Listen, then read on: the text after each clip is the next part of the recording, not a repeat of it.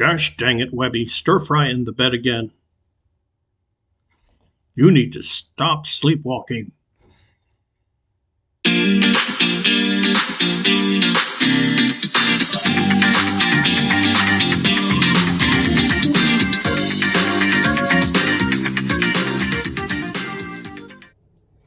All right.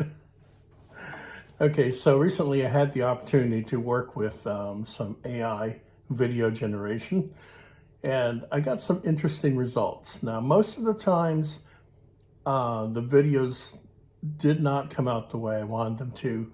This is one of those where you put in your text prompts, describe the scene, and AI generates it for you.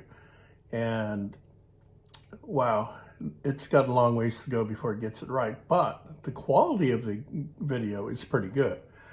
So this first one, I described an Asian man. Typically, I was trying to describe me, and he's facing off with this person who has an axe in his hand, who's threatening him. And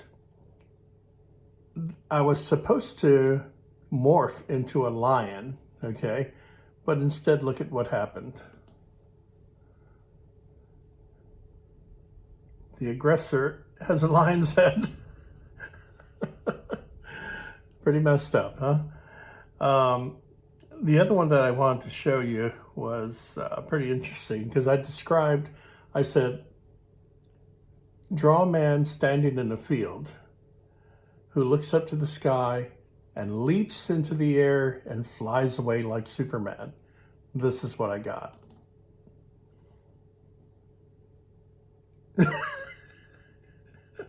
What the heck? He didn't even fly away. Okay.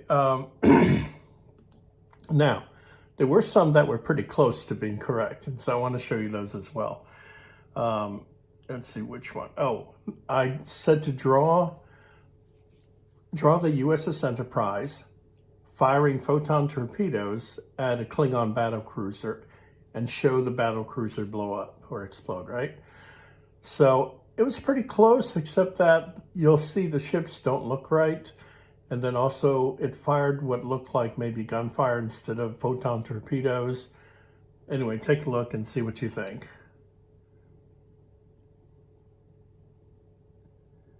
I mean, good animation, but it wasn't right. The one that it did get right was I said, show me Jesus with his back to the camera walking away on the water. Here's what it generated. Not bad. I didn't tell it to put somebody in the foreground, but it did, and that was pretty cool. This last one was kind of funny. I said, I described myself as a teenager, and then I said, have me near a bus stop facing off with 3 aggressives, right? Bigger men. Because this was actually supposed to depict a real situation in my life when I was a teenager.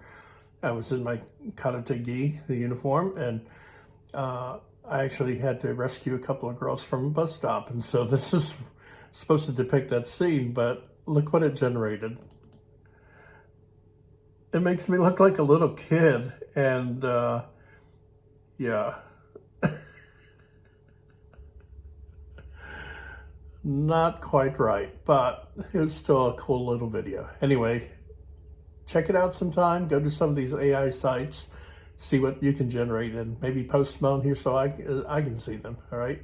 Hope you have better luck with them. Grab your favorite beverage and get yourself comfortable. It's Webby Story Time. Hey, why not Webby fans? It's been a while, but I've been working on a special video and it's gotten nowhere. Not really. I've gotten a little bit of progress done on it, but it's turning out to be much more difficult than I expected. It's taking longer to do. I've been having issues with my voice.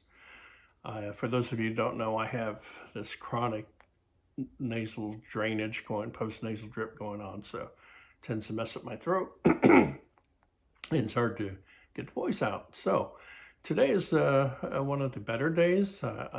As you can tell, I can speak now, and So decide while I've got my voice back for a bit, I'm going to get this video out because it's already been a while. So today I want to share with you something that was a little creepy from the past and ideas of how all this works, but really I don't really know. I just know what I believe had happened, and I'm going to share that with you. And I know that others would say, "Hey, that was demonic activity." Well, believe me, I've been in spiritual warfare many times in the past. I have dealt with demonic forces. It did not feel like that at all. Okay. Granted, I also was not a believer then, so I probably wouldn't have known the difference, but yeah, I still think it was genuine, but I don't really know how to resolve it. There are some ideas I have from scripture which could explain what happened, but I guess if the Lord wants me to understand, he'll let me know. So this happened way back when I was still a teenager, and at this point in my life, my mom had already passed away and we had moved to a different house. I'm now a freshman in high school. So it was a 3-bedroom house that my dad had rented for us. My 2 sisters shared a room at one end of the hallway. My grandmother, my dad's mom, was living with us. She was in the middle hallway. And then our bedroom that we shared was my dad, myself, and my brother. And my dad had the twin bed by the window. We had these fold-out futons we would set up during the night, fold them up, put them away in the closet during the day. I slept on one, my brother was on the other. There's a front, the door to the bedroom and a little walkway between my dad's bed and where we slept on the floor. So this particular night, I remember having this odd dream. Now, back in these days, I rarely ever remembered dreams. I definitely didn't have any control over them. Somewhere along the line, not too long ago, maybe 15 years ago, I started to have lucid dreams where I know I'm awake in my dream. I can actually change the direction of my dream, be in control of them. And then when I wake up, I remember the dreams for a while. But back then, I was normal, as normal as I was ever. And I couldn't remember most of my dreams. I woke up and, you might have a faint memory, but never did I ever, have a dream that was vivid or felt real at that point. But in this dream, I remember, well, I don't actually know where I was. I was observing what was happening. I saw my mom. Remember, she had passed away roughly a year or less before. But I remember seeing her, and there was a huge crowd, and it was not in a building. I remember some distant scenery. It was all kind of blurred to me though. But what I do remember, I didn't catch all the details, but see, this is odd because it stuck with me, whereas normally a dream would fade. So this was very different. It had a different feel to it. But I remember seeing her, and she was being greeted by all these people. I mean, hundreds of people, just in the short time that I dreamt this dream. A couple of them I recognized. I said, "Oh, I know who that is." But wait, they passed away a while ago when I was a little younger. And then I saw these other people, some in, like when you look at old 1920s, 1940s pictures, photographs, right? You see people in suits and nice dresses, things like that. I saw a lot of these people, and they came up and they greeted and welcomed my mom. And then I saw these other people, and nobody was old, mind you. So even though these people that I saw looked different, because the last time I saw them, they were old, they were, I would guess, middle-aged, 30s or something like that, right? Somewhere about, I guess that's not middle age, but you know what I mean, 35-ish, somewhere around there. But they looked young, they looked healthy. And then there were others who were coming in who were wearing traditional kimonos. And there was a sense within me that I knew, even though I didn't know who these people were, I knew they were my ancestors. We were related. And I saw them all greeting my mom, welcoming her. And it's like, what the heck is going on?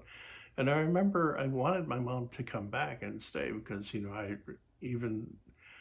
I guess this would be my first lucid dream because I knew that she had passed away. So it's like, what? And mind you, my mom looked the same to me because she was already, she was in her late 30s. She didn't look any different to me. But she said she couldn't stay. And that was it. She left. I woke up and I felt very shaken by that. It was not afraid so much, just kind of that eerie feeling like, what the heck just happened, Never experienced anything like that before. So I'm laying there on the floor, under the little sheet I had. It's Hawaii. Gets down to maybe the mid to low 70s. You don't get cold there. Well, I didn't feel it was cold. But it gets a little cool because you're used to the higher temperatures. And so, use a sheet to cover yourself. And I don't know how many of you are like me. I always stick my feet out because no matter how cold it is, because my feet feel hot all the time. Anyway, so I'm laying there contemplating, wondering what the heck did I just witness? Was this for real? Was this like her being welcomed into heaven or something, or wherever? At that time, I didn't really know about heaven or anything like that. I had ideas, I'd heard about it. Of course, I knew, we would watch every year, almost every year, The Greatest Story Ever Told, things like that. So I had a concept of it. In the Buddhist temple, we had kind of a different view, but similar. There was the heaven and so on, but never really knew. It was kind of an ethereal thing back then. I just didn't really have a grasp on what anything was. I wasn't at that point sure I believed there was anything. And but yet this kind of made me rethink and started to think about spiritual things. But I'm laying there. It's quiet. It's dark. A little bit of, moonlight coming in through the window. And I look over, my dad's sound asleep there. My brother's next to me on the other futon sleeping. And I'm just awake, pondering. And all of a sudden, from the corner of my eye, I see something, right? And it's like, what the heck? So I kind of look over there and I see this figure. It was kind of formless in a way, but it was like just I don't even know how to describe it. Maybe 2.5, 3 feet tall and just a white figure, kind of translucent, just kind of floated silently into the room from the hallway. I'm like, what the heck? So I'm like kind of pretending to still be asleep and just kind of like looking over there saying, what is going on? And I see this thing stop at the bed next to my dad. And it's just kind of right there hovering near him. And my dad sounds asleep, and then I see him kind of stirring a little bit and moving, and it's like you can tell there's some kind of interaction going on between them, right? This thing and my dad. And then I see the top portion of this kind of slope over like this, come back up, and then just after a pause, float right back out down the hallway. And I'm terrified. Okay. I never experienced anything like that. And I'm looking over at my dad. It's like, what just happened? And then I remembered my dream. I'm thinking, was that my mom? If it is, she won't hurt me. At least, So it's like, my heart's beating very hard. I'm almost hyperventilating. But eventually I get myself calmed enough. I said, okay, you know what? I'm going to check this out. I throw the sheet off and I get up quickly. And I look down the hallway and I start going down the hallway looking for this thing. And I don't see anything. So I go into the living room, I look around there, I go into the kitchen, the dining area, I look out the backyard, I look out the front yard, and the side of the house. Nothing. Never saw it again. And so this was, wow, this was one of those terrifying moments of my life. So I go back to bed, and before I get back into bed, I'm checking my dad, see if he's still breathing. It's like, what? I don't know what just happened, right? He seems fine. So anyway, I go back to sleep, and I try to force this out of my mind. I said, this did not happen. I don't know what is going on, but I'm not telling anybody about this because they'll think I'm crazy. Some people already seem to think so. So why give them fuel for a fire, right? Anyway, go to school. Everything's fine. I come home. It's just a normal day. So we're sitting down at the dinner table, and we're all just having our dinner and finishing it up, and the whole time I could tell something is bothering my dad. He's just quieter than normal. He's not normally like that. My dad was more of an extrovert. And so for him to sit there quietly eating, that's very odd. And I don't remember if it was myself or all of us or probably my brother. He was the oldest of us. He probably asked, what's wrong, Dad? And my dad kind of chuckled. He was embarrassed. He didn't really want to tell us anything because, the typical thought pattern, right? You hear something like this, you say, you're crazy. So he was a little hesitant, but he started telling us, he said he had a funny dream last night that my mom, our mom, had come to say goodbye to him. And she told him that she forgave him. And before she left, he said she kissed him and then went away. And when I heard this, I freaked out. It's like, holy smokes, are you kidding me? So I said, Dad, I don't think that was a dream. And he says, what do you mean? So I relate to him what had happened during the night and the dream I had and what I saw. And then what I saw come into the room and what I saw happen there, and then how, and all this. And in some ways, I think it gave him a sense of peace and closure because he knew, one, that it had to have been real. My mom forgave him, and so on, and then she moved on. On the other hand, it's still something that I don't think any of us really wanted to talk about so much. For me, it's like, well, I have been trying for decades to try to resolve this scripturally. I know that after Jesus was resurrected, he was upon the earth for about 40 days, being seen of many witnesses and so on. But I'm pretty sure this was more than 40 days since my mom passed. I don't know if there's like some window God gives us for resolving things or saying goodbye, whatever else,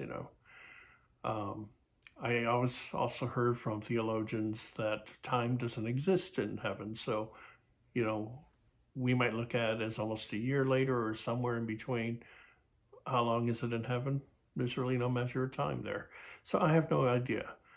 I know the word also says to be absent from the body is to be present with the Lord, which is what I know a lot of people, myself included, would conclude that couldn't have been my mom. But like I said, since becoming a believer and dealing with spiritual things, I've often had direct confrontation with demonic spirits. I know what it feels like. I know what it's like. And it definitely wasn't like what I experienced that night. So does God make provisions for us for things like this? I guess we'll find out when we see the Lord face to face. For now, I just hold it as kind of a dear memory because it gives me a sense that my mom's okay. But we'll see. Anyway, that was one of the, like I said, creepy things that happened when I was younger. It was kind of my introduction to really spiritual things. Sure, I've had other things happen before prior to that, and one was a haunted house we actually moved into when I was really little, where very paranormal things happen. So I've never doubted that they exist in this world. Um, but I have to say that since becoming a believer and knowing Jesus as my Savior, I have also seen the demonstration of His power in deliverance and healing. So, yeah, it's just a really cool thing. And I wish I understood more. Perhaps someday I will. I know someday when we all are with the Lord, we'll understand fully. That's the promise of His word. But for now, hey, this is one of those strange memories that I have that took place. And I hope maybe somebody out there needed to hear this. So anyway, y'all take care. God bless you. And I'll see you on the next one.